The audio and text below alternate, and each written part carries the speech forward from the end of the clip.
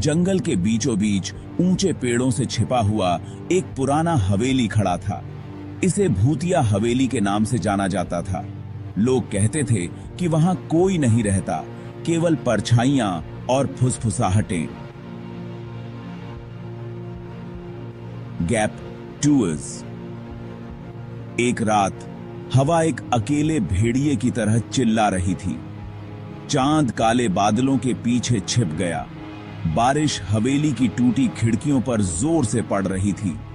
यह रात घर के अंदर रहने के लिए थी, लेकिन सभी के लिए नहीं। एक ग्रुप, राहुल, प्रिया और अमित, हवेली के जंग लगे गेट पर खड़े थे। वे बहादुर थे या शायद मूर्ख, क्योंकि वे भूतिया हवेली में रात बिताने आए थे। क्या तुम लोग इस बारे में पक्का हो? प्रिया ने कांपते हुए अपनी जैकेट को और कस लिया। डरो मत प्रिया। राहुल, जो तीनों में सबसे बहादुर था, हंसा। यह सिर्फ एक पुराना घर है। चलो अंदर चलते हैं। अमित, जो एक टिमटिमाती लालटेन पकड़े हुए था, मुस्कुराया।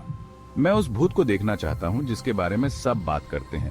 उन्होंने गेट को धक्का दिया। यह एक चेतावनी की तरह चरमराया।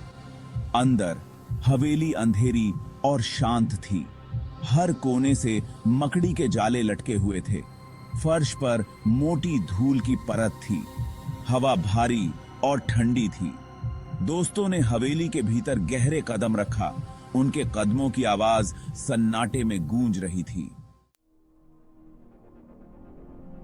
दोस्तों ने हवेली का अन्वेषण किया। उनके दिल डर और उत्तेजना के मिश्रण से धड़क रहे थे। उन्होंने धूल भरे फर्नीचर, दीवारों पर फटे हुए चित्र और एक भव्य सीढ़ी देखी जो ऊपरी मंजिलों की ओर जा रही थी। अचानक एक आवाज ने सन्नाटे को तोड़ दिया। यह एक धीमी गुनगुनाहट थी जो कहीं नीचे से आ रही थी। क्या तुमने वो सुना? प्रिया ने फुसफुसाते हुए कहा। उसकी आंखें चौड़ी हो गईं। ये नीचे से आई थी। अमित ने एक फटे हुए गलीचे के नीचे छिपे हुए एक फंदे की ओर इशारा करते हुए कहा। जिज्ञासा ने उनके डर को मात दी। उन्होंने जांच करने का फैसला किया। राहुल ने गलीचे को एक तरफ खींचा, जिससे पुराना चरमराता हुआ फंदा दिखाई दिया। उसने एक जंग लगे हैंडल को पाया और उसे खोला। अंधेरे से एक बासी गंध उठी। सावधानी से अमित ने लकड़ी की चरमराती सीढ़ियों से नीचे उतरना शुरू किया। उसके पीछे राहुल और प्रिया भी उतरे। लालटेन की रोशनी टिमटिमा रही थी और गीली दीवारों पर लंबी परछाइयां डाल रही थीं। तहखाना छोटा और धूल धूसरित था। पुराने बक्सों और टूटे हुए फर्नीचर से भरा हुआ था। और फिर उन्होंने उसे देखा। एक लकड़ी का झूला जो धीरे धीरे झूल रहा था, जैसे किसी अनदेखी हाथ ने उसे धक्का दिया हो।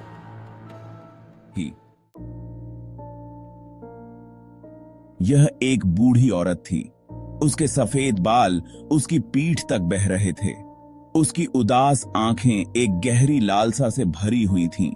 जैसे ही दोस्त हैरानी से देख रहे थे, झूले के पास एक धुंधली आकृति दिखाई दी। तुम कौन हो? राहुल ने आखिरकार पूछ ही लिया। उसकी आवाज थोड़ी कांप रही थी। लेकिन एक दिन मैं उस झूले से गिर गई और मेरा नाम राधा है। मैं कभी इस घर में खेलने वाली एक खुशहाल बच्ची थी। उसकी आवाज एक उदास आह में बदल गई। फिर क्या हुआ? प्रिया का दिल उस उदास भूत के लिए दुखी हो गया जब उसने धीरे से पूछा। राधा ने जारी रखा। उसकी आवाज एक दर्द भरी फुसफुसाहट थी।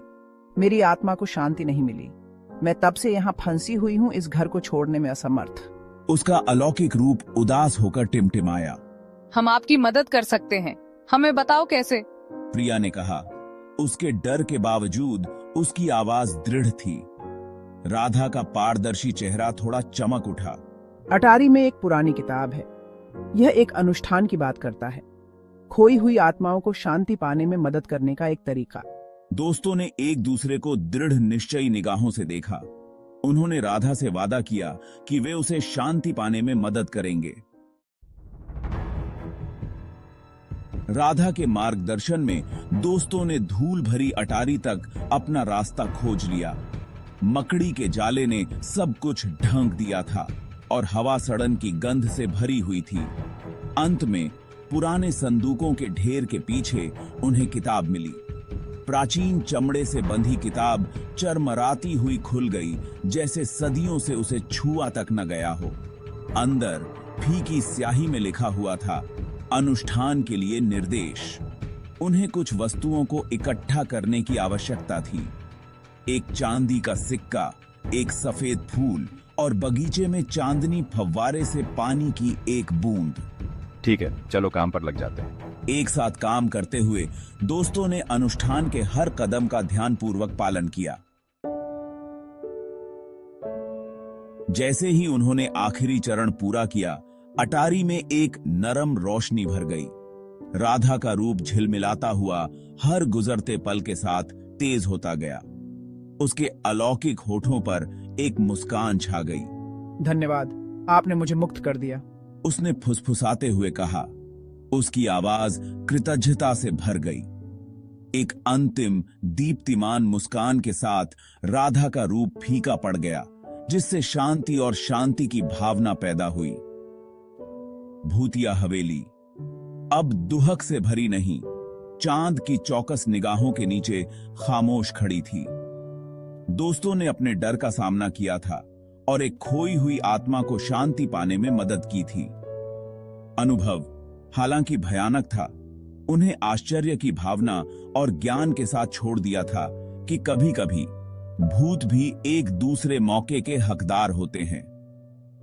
दोस्तों ने हवेली छोड़ दी। राधा की आभारी मुस्कान की याद उनके दिलों में हमेशा के लिए अंकित हो गई। हवेली चांदनी में खामोश खड़ी थी, आखिरकार शांति से।